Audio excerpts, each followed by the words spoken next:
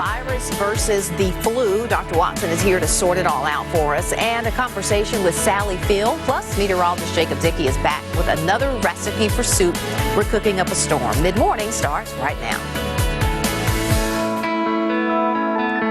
Good morning, everyone. There's a lot of sniffing and sneezing and coughing, all of it going on at work and school and even at home.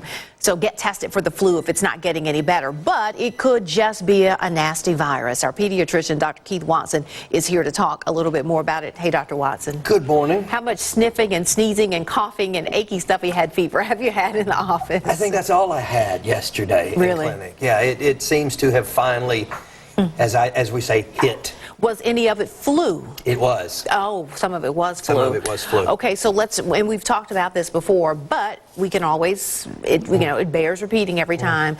At what point do you need to go to the doctor when you think it could be flu? Yeah, well, and the flu is a virus as well.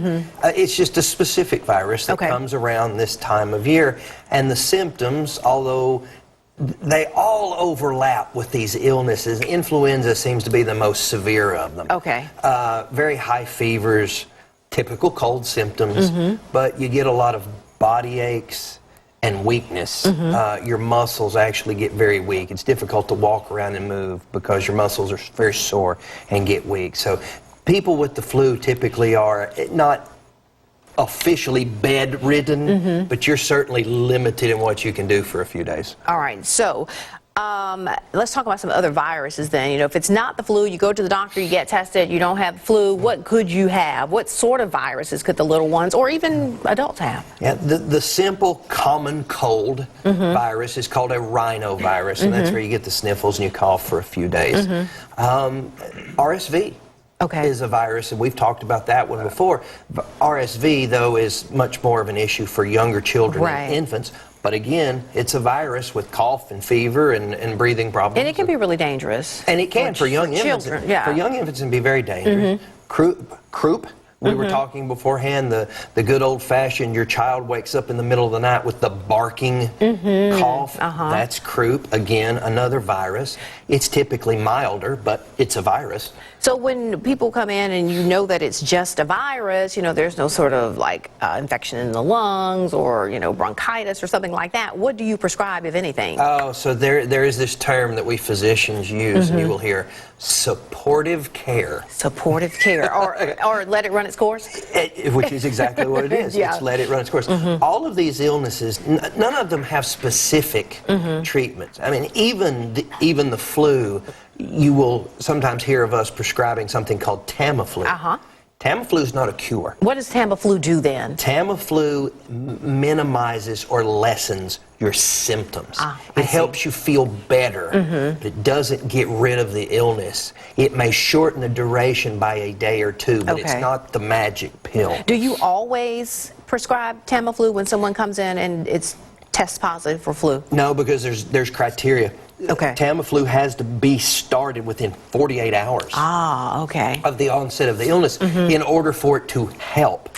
So if you've laid around at home for a few days and then you get bad enough that you go to the doctor and you've got the flu and it's been 3-4 days, it doesn't matter. At that point, it won't help you. So supportive care for all of these things involves resting, keeping your fever under control, and drinking a lot of fluids. Drinking fluids keeps your fever down. Drinking fluids keeps your body hydrated and allows it to fight the illness itself. For all of those viruses, that same kind of care is going to be appropriate. Right. All right. When are you contagious? You are contagious typically with the illness. For most viruses, you can be contagious even really before you know you're sick. So a couple of days before you get symptoms, and then typically through the course of the illness, plus another couple of days after it starts, you can still feel, but you can be feeling better and getting over it. You sneeze, and it's going to spread. So we usually say about a week. And unfortunately, there really is no way, I guess, to prevent yourself from getting these. I mean, we do advise people always to get the flu vaccine, but that's not a guarantee that you're not going to get the flu. Flu is the only one that is even remotely preventable with the vaccine. Now, if you get the flu and you've had your vaccine, you actually will not be as sick and you will get better a lot faster. Okay, say that again, because so many people tend to think, oh, I got the flu shot and I got the flu. Right. It gave me the flu. It will be, it will not give you the flu. But if you get the flu after having your vaccine, you will not be as sick and you will get better much faster. All right, and finally, we're sort of getting into really into the flu season, though. It's still not too late to get the vaccine if you can find it. I've had a hard time. Flu around this part of the world, now it depends upon weather and how quickly we warm up in the spring, but flu definitely will go through at least the month of February, possibly even March. So not too late to go ahead and get the vaccine. All right. Thank you so much, Dr. Watson. We appreciate you as always. Merry Christmas to you. It'll be next year when we see you again. It will be next year. All right.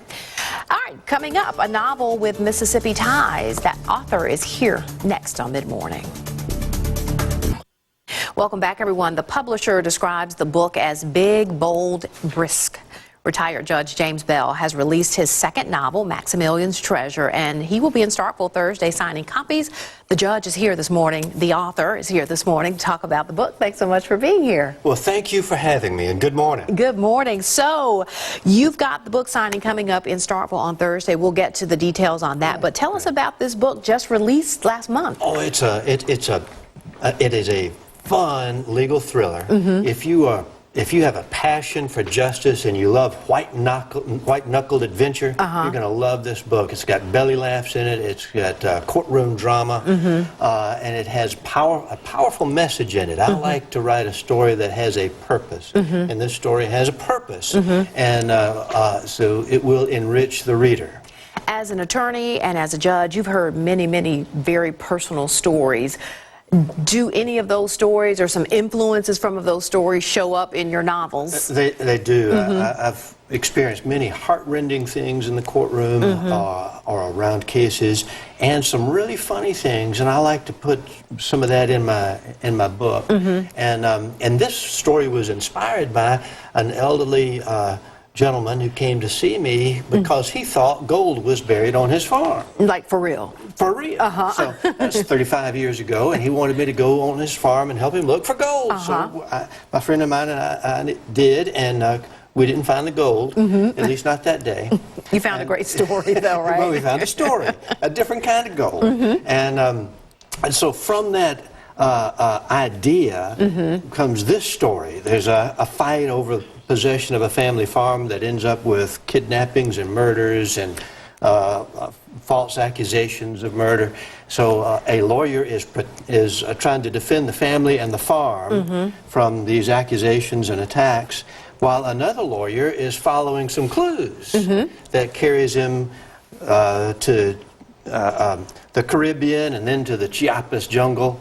And half the story happens in Neshoba County and in Philadelphia, and it's a fun, fast read. You're gonna love it. So you got this idea from this experience all these years ago. How long did it take you to just pen it and get it all together? Well, I'm embarrassed to say that experience was 35 years ago. And I wrote my first book 7 years ago, and at the end of the first book, I allude to this one. So it took me 7 years to get around to writing this one, because I work full-time. I practice law, and I'm a retired judge, so the court activates me from time to time, and I drive around the state filling in for judges. And when I have spare time, I write. Well, I have to ask you, for people out there who, have an idea and they, think that they one day want to write a book, what do you do to get started? I mean, how do you get that going? I'm going to say two important things. First, go ahead and set aside time to write, and don't let a blank page or blank computer screen stop you. Just start, and the inspiration will follow once you start writing. It just flows. It will start to flow. Give it time. You might throw away the first couple of pages each time you sit down, but it's going to flow. Just start. Dedicate time, and if it's only an hour a day, because your brain's going to work on it for all the next 23 hours. The other thing is select a purpose, have a reason to write, and that's what will motivate you. I'm motivated by a desire to share my experiences both in my faith and in my experiences in the courtroom, and I use both of those in my stories, and so Just write every day and yes, have a purpose. write every day, even if it's only an hour. Have a reason for the story, Okay. and that will drive you. And while you're taking a shower, ideas will come to you. In the middle of the night, get up and write them down, huh? Yeah, I carry a notepad in my pocket so that I can write ideas down. Is that why you were over there taking notes? Yeah, You're getting ideas from the show. Well, we do want you to get a chance to meet the author. You're going to have a book signing at the Bookmark Cafe in Starkville on Main Street. That's going to be Thursday from 5 to 7. And in addition to signing books, you're also going to do some reading, right? Yeah, I'll read one of the episodes from the story. All right, sounds fantastic. Thanks so much for coming. We Thank appreciate you for it. having me, and Merry Christmas. Merry Christmas to you also. All right, when we come back, the life and career of Sally Field. Mid-Morning returns in a moment.